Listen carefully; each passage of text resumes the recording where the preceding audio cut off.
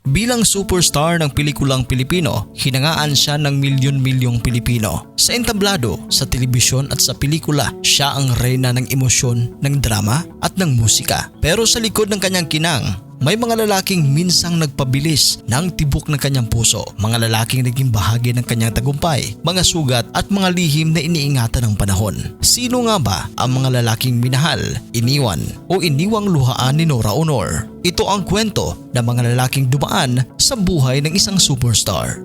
Terso Cruz III, ang first love na hindi tinadhana sa kasagsagan ng Guy and Peep noong huling bahagi ng 60s at unang bahagi ng 70s. Walang ibang tambalan ng kasing tindi ng kilig ni Nora Aunor at Terso Cruz III. Ang kanilang on-screen chemistry ay nauwi sa totoong damdamin off-screen.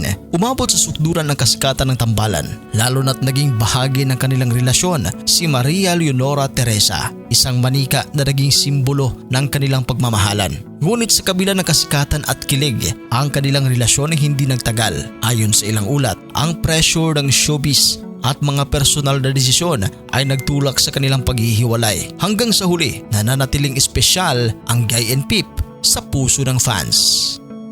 Christopher De Leon, isang cinematic love story ang pagsasama ni Nora Aunor at Christopher De Leon.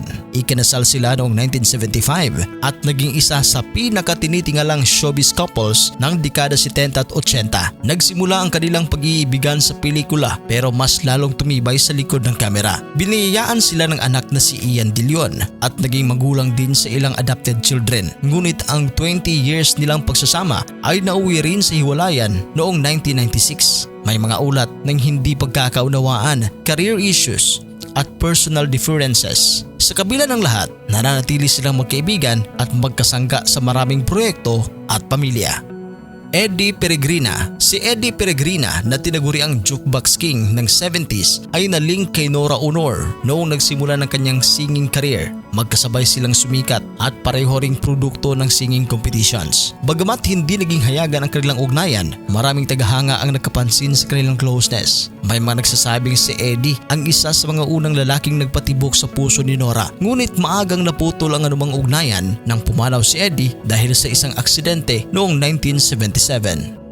Manny De Leon. Isang matini idol ng kanyang panahon, si Manny De Leon ay madalas na ipareha kay Nora sa mga pelikula. Naging malapit ang dalawa at bagamat walang matibay ng kumpirmasyon ng relasyon, umiikot ang chismis na sila ay naging mas malapit sa pagiging magkaibigan. Isa siya sa lalaking iniugnay kay Nora noong panahon ng kanyang kasikatan.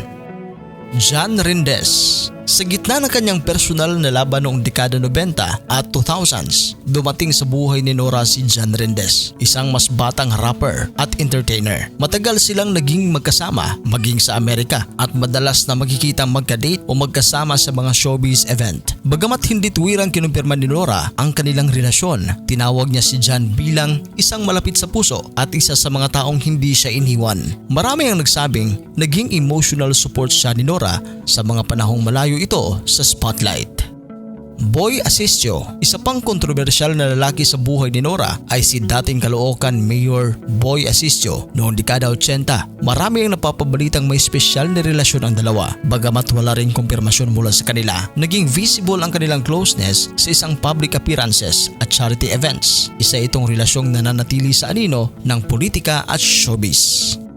Bukod sa mga nabanggit natin, mayroon ding isang misteryosong foreign suitor si Nora. Sa panahon ng pag-iisa ng manirahan si Nora sa Amerika noong early 2000s, naging pribado ang kanyang personal na buhay. May mga ulat na nalink siya sa ilang foreign nationals, kabilang ang isang businessman at isang religious pastor. Ngunit walang lumalabas na opisyal na impormasyon. Sa panahong ito, si Nora ay abala sa pagbabalik loob sa pananampalataya at sa mga independent film projects. Maraming lalaki ang dumaan sa buhay ng isang superstar. Ngunit sa bawat pag-ibig, pagkabigo at tagumpay, si Nora ay nananatiling tapat sa kanyang sining at sa kanyang sarili. Sa dulo ng lahat, siya pa rin ang reyna ng kanyang sariling kwento. Para sa inyong reaksyon, mag-comment lang sa ating comment section. At sa mga hindi pa nakapag-subscribe, huwag kalimutan na mag-subscribe sa Showbiz Caster. Maraming salamat po.